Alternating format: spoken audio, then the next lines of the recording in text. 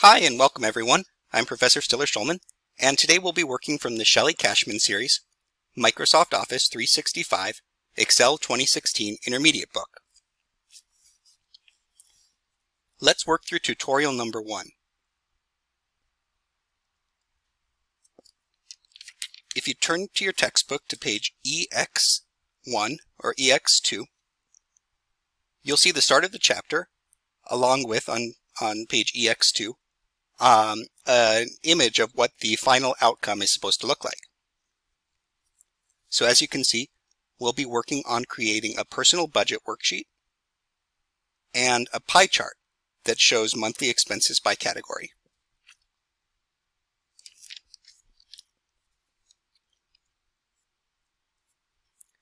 Let's follow along with the bullet points in the tutorial, which start on page EX5. The textbook is a little tricky. The first pages are numbered with OFF. We're skipping those and we're starting with the pages that start with EX. So those page numbers start with EX 1, 2, 3, 4, and so on. I don't think EX1 is actually labeled EX1. But the start of the tutorial is on page EX5. So that's in Excel Module 1, page EX5. Okay, let's get started.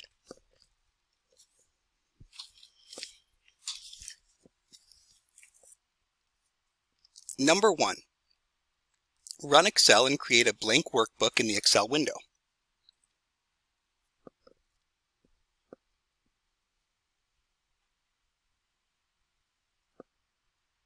If necessary, click cell A1 to make cell A1 the active cell.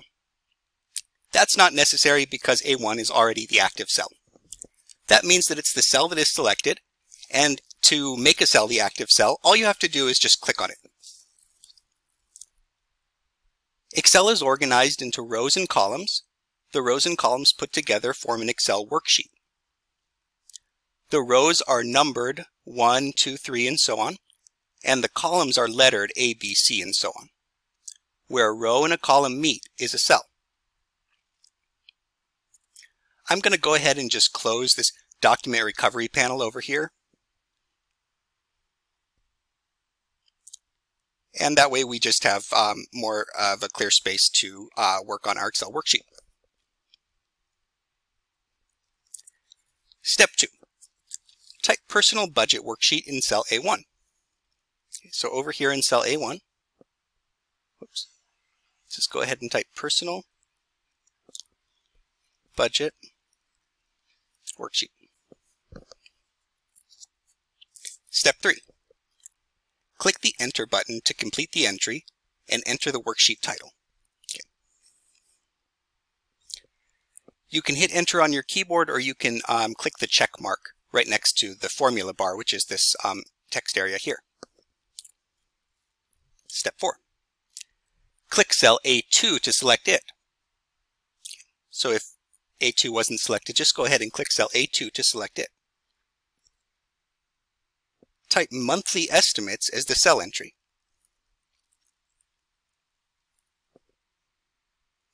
Click the Enter button to complete the entry and enter the worksheet subtitle.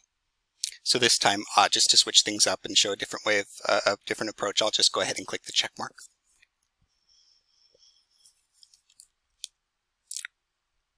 Moving on to page EX7 to enter the column titles.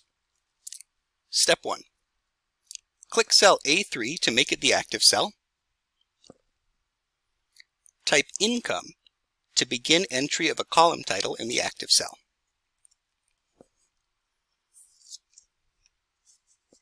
Step 2. Press the right arrow key to enter the column title and make the cell to the right the active cell. So on my keyboard, I'm just going to press the right arrow key, and that's going to move us over to the cell in column B, row 3, otherwise known as cell B3.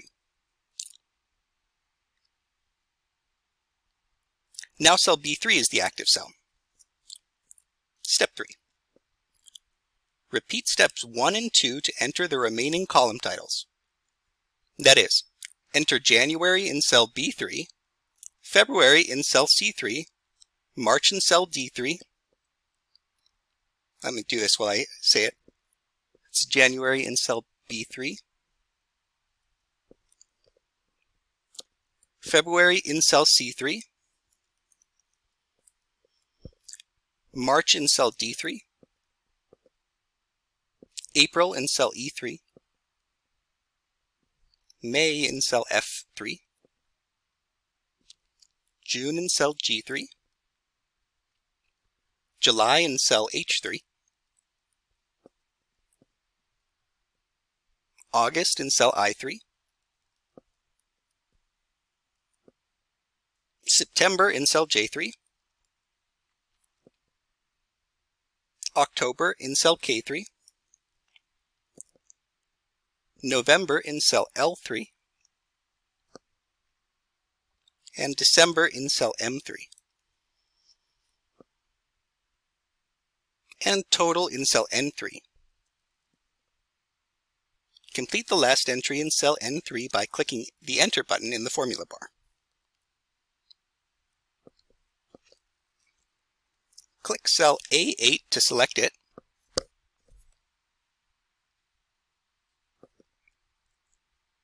Repeat steps 1 and 2 to enter the remaining column titles. That is, enter expenses in cell A8,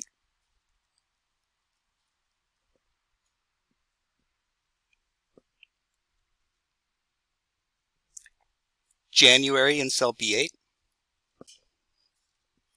February in cell C8,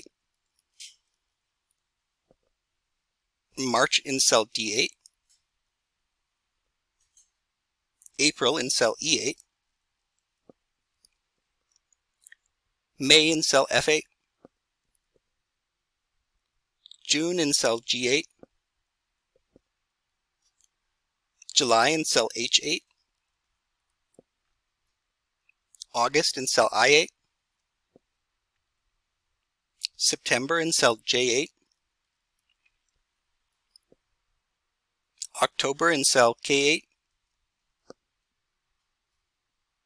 November in cell L8, December in cell M8, and total in cell N8. Complete the last entry in cell N8 by clicking the Enter button in the formula bar. Oh, whoops, I arrowed over, but we should just click the button in the arrow bar. To enter row titles, on page EX9, Step 1. Click cell A4 to select it. Type wages, and then click cell A5 or press the down arrow key to enter a row title.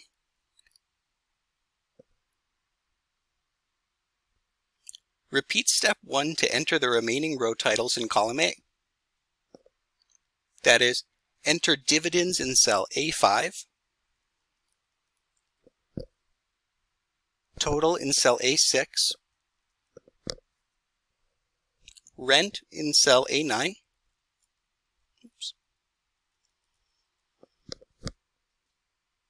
food in cell A10, tuition in cell A11, books in cell A12, entertainment in cell A13, car payment in cell A14, gas in cell A15, miscellaneous in cell A16,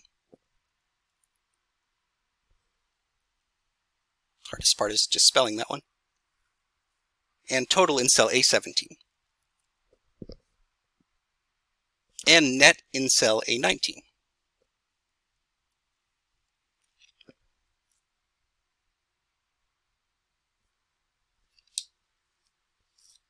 And your worksheet should look like the image 113 on page EX9. Moving on to page EX10. To enter numbers, step 1. Click cell B4 to select it.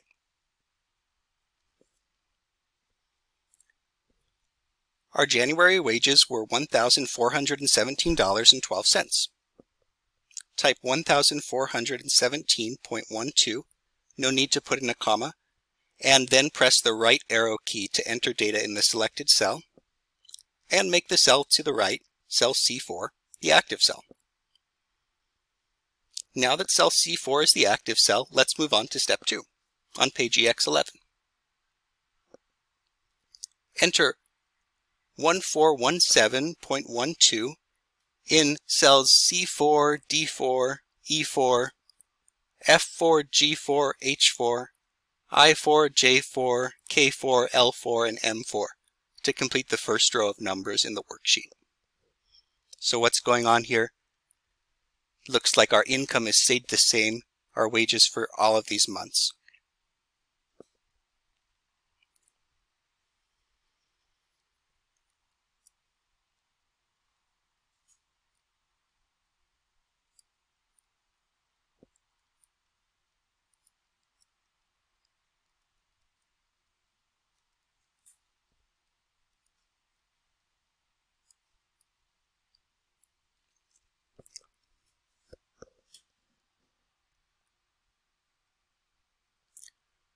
Once you've entered 1417.12 in all of the cells for the wages for each month, in other words, once you've completed the first row of numbers in the worksheet, click cell B5 to select it and complete the entry in the previously selected cell.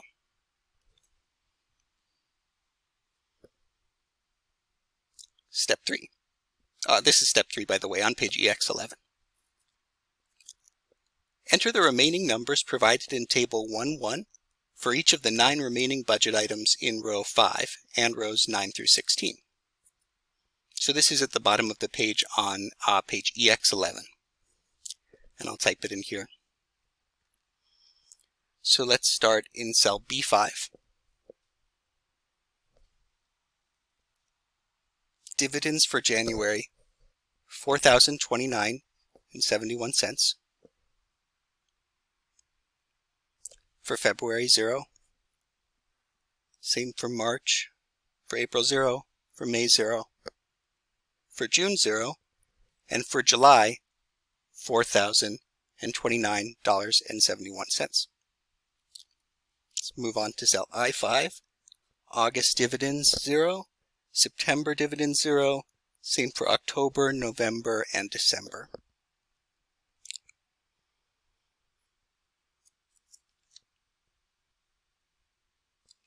With that data entered in the worksheet, let's go ahead and turn our attention to the expenses. Starting with January rent. January rent was $410, so let's go ahead and type that into cell B9. And same for February rent. And all throughout the year, the rent stays constant at $410. So let's go ahead and enter that into all of our monthly rent cells.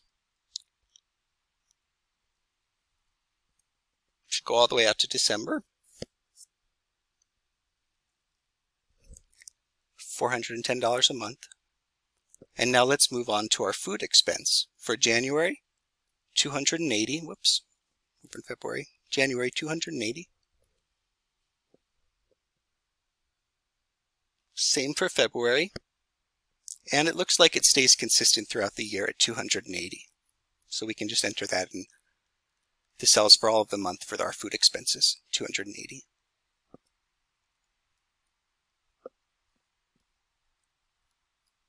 Okay, and last December, food, $280.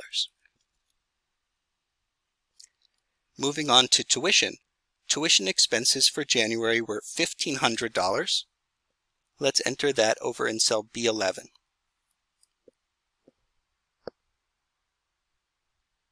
For February, March, and April, $0 in tuition. In May, so in cell F11, $300 for tuition.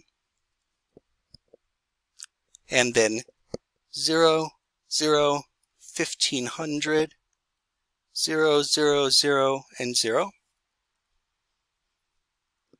And moving on to row 12, books. $500 for January, and then $0, $100 for May, and $100 for June. Oh, I'm sorry, no, $0 for June, pardon me, and $0 for July. For August, $500, and then $0. Let's move on to entertainment. So in row 13, entertainment for January, $100. And it looks like entertainment stays consistent at $100 every month throughout the year. So let's go ahead and enter that in our worksheet.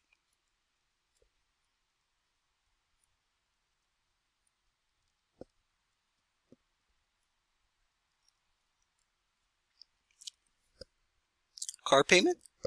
That expense was $215.47. Let's go ahead and enter that in cell B14. And that stays consistent, it looks like, throughout the year as well. So we'll just go ahead and enter that same value in all of the remaining months, $215.47.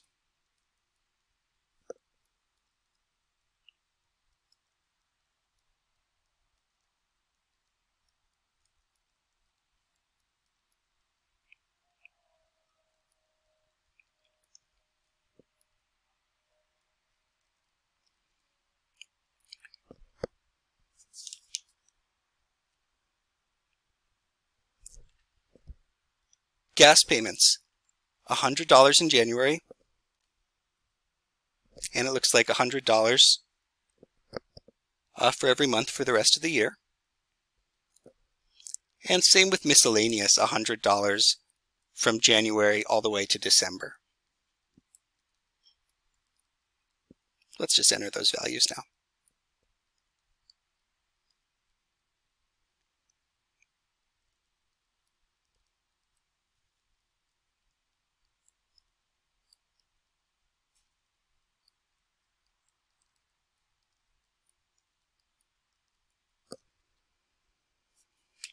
You might notice that some row titles are only partially visible, but that's okay. We'll go ahead and come back to that later. For now, let's move on to page EX12 to sum a column of numbers. Step 1. Click cell B6 to make it the active cell.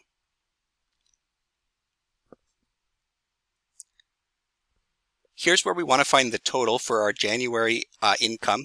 So we want to add the wages and the dividends. Those are both sources of income for us. We want to add those up, and we want Excel to do it for us. Click the Sum button in the Home tab in the Editing group. Okay, so up here we've got a bunch of different tabs, File, Home, Insert, and so on. In the Home tab, and in all of the tabs, but let's look at the Home tab for now, all the buttons are arranged into groups. And so here's our Clipboard group, our Font group, our Alignment group, Number group, Styles group, Cells group, Editing group, and Ideas group. We want to click the Sum button in the Home tab in the Editing group. And the symbol for sum is this capital Greek letter sigma. So let's go ahead and click the Sum button right here. Okay. We click the Sum button, and it looks like Excel is proposing this range of B4 to B5. A range is just a group of cells, just a set of cells. And here we have two cells that happen to be neighboring. So we have a continuous range here, or an adjacent range, B4 and B5. And we want to take the sum of the values in that range.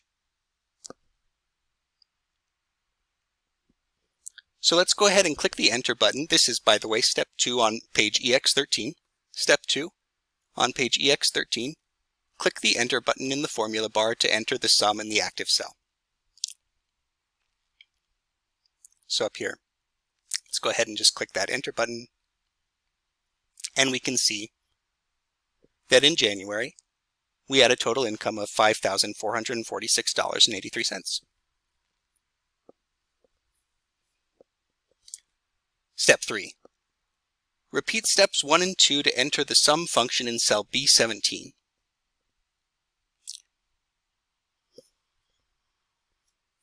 So I'll go ahead and click cell B17, and in the Home tab, in the Editing group, let's go ahead and click the Sum button. And the proposed range, it looks right. You can see that it's highlighted for us B9 to B16. Yes, let's find the sum of those values. I'll click Enter here, and we can see the sum of those values in cell B17.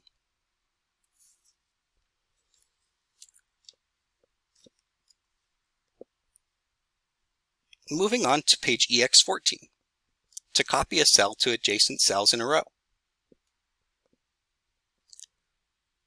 With cell B6 active, point to the fill handle to activate it. So let's go ahead and make cell B6 the active cell. And you might notice this little square in the bottom right hand corner of the rectangle around this active cell B6. And when you hover your cursor over it, it actually changes from an empty cross to just a shaded cross like this. So when your cursor's over the fill handle, it'll change to a shaded cross just like that.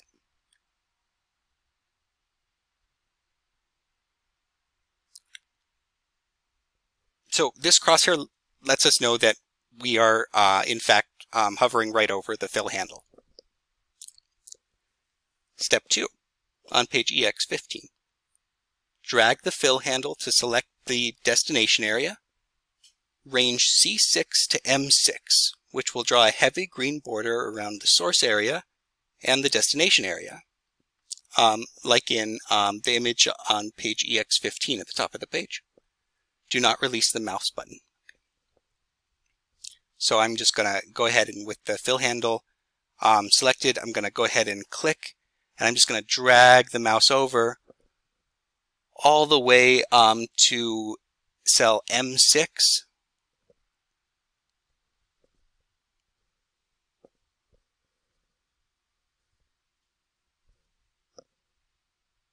Okay, and the source area was cell B6, and the destination area was cells C6 through M6. So we dragged that source using the fill handle, that source area over throughout the destination area, and the fill handle filled it in. It's pretty useful. On page EX15, step 3.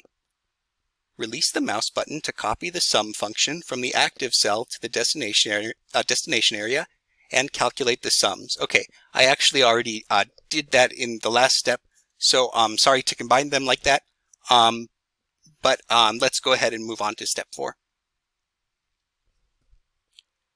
Repeat steps 1 through 3 to copy the sum function from cell B17 to the range C17 to M17. So here let's do pretty much the same thing again, but let's start with B17 as our active cell, and this time we want to find the sum of our expenses for the rest of the year. So starting with the January total, let's go ahead and just drag the fill handle all the way over to cell M17 and then let go of the mouse button.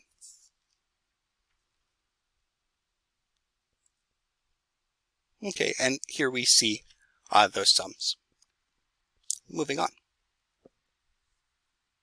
Page EX16. To calculate multiple totals at the same time. Step 1. Click cell N4 to make it the active cell.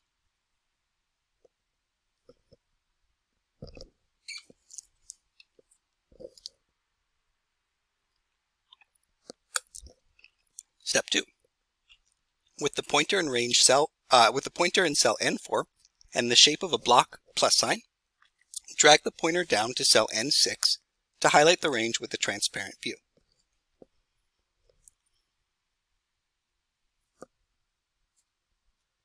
Click the Sum button in the Home tab in the Editing group to calculate the sums of the corresponding rows.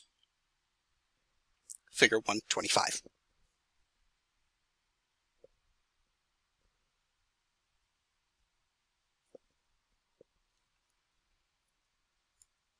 Step 4. Repeat steps 1 through 3 to select cells N9 to N17 and calculate the sums of the corresponding rows.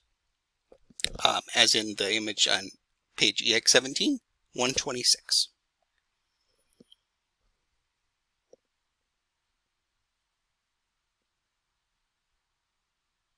So I'm going to go ahead and click cell N9 and then drag the fill handle down to select that range of cells. And then over in the Home tab in the Editing group, let's click the Sum button.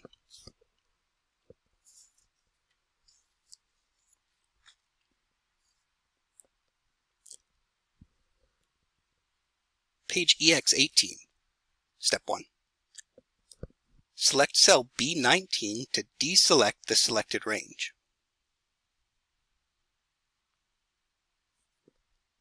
Step 2.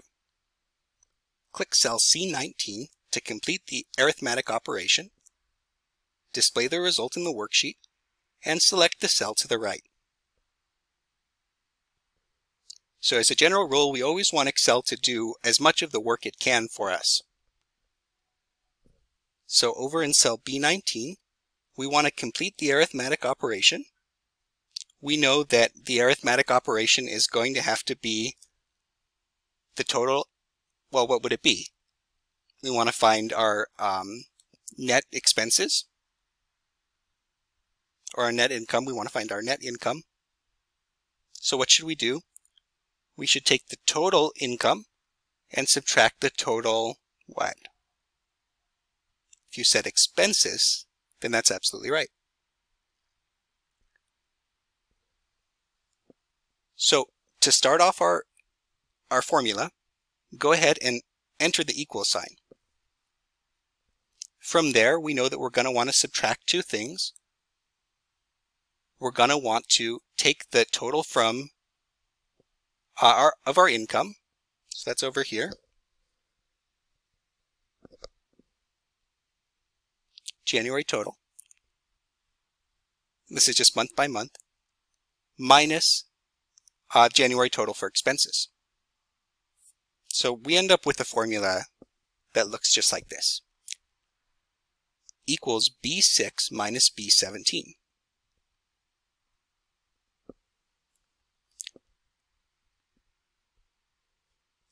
In step 1, they're asking us to type in equals B6 minus B17 directly into the formula bar.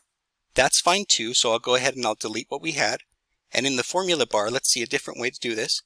On page EX18, step 1, type equals B6. And they didn't capitalize the letter, that's fine too, in the cell. Equals B6 minus B17. The formula is displayed in the formula bar, and the current cell and colored borders are drawn around the cell referenced in the formula. So the formula is using B6, that's our total January income, and B17, that's our total January expenses.